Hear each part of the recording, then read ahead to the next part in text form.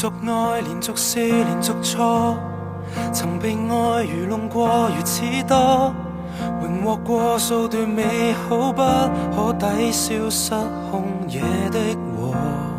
難道我磨練過仍不可熬出些修養來使他朝不這麼錯？談情像注定考不好那科，做對的夠合格，我做錯的要用上一生去揣摩。還要哭幾次先有資格入圍嗎？還要考幾次先有執照動情嗎？我自信極差，仍投入愛戀的千軍萬馬。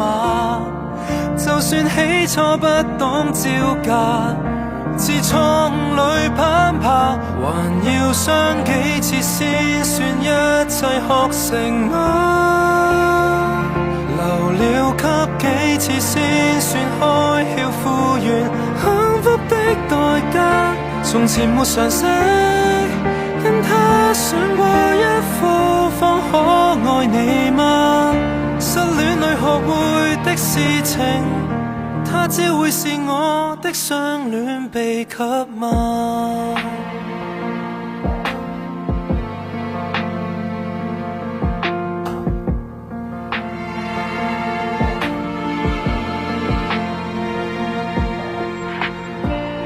時候錯，人物錯，全犯過，明白了拿來旁身，可否將功抵過？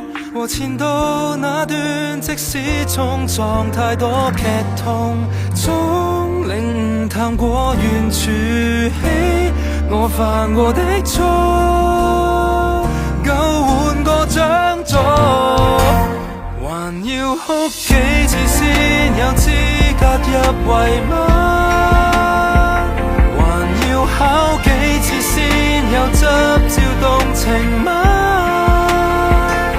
縱運氣極差，吸取教訓的我總不會太差。今天殺掉我的事情，他朝再遇上總可救贖我嗎？開車要考取執照嗎？大狀和醫生訓練過才能完全合格嗎？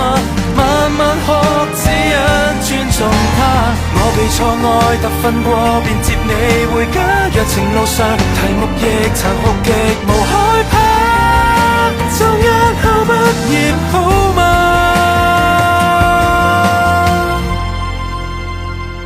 還要哭幾次先有資格入圍嗎？還要考幾次先有執照動情嗎？我自信極差，仍投入愛戀的千軍萬馬。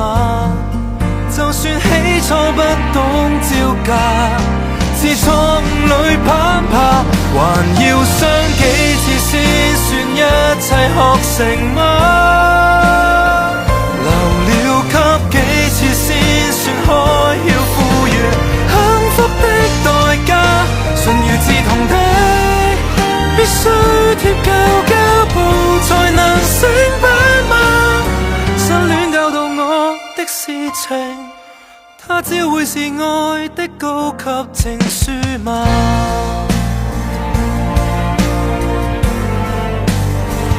人都會好嗎？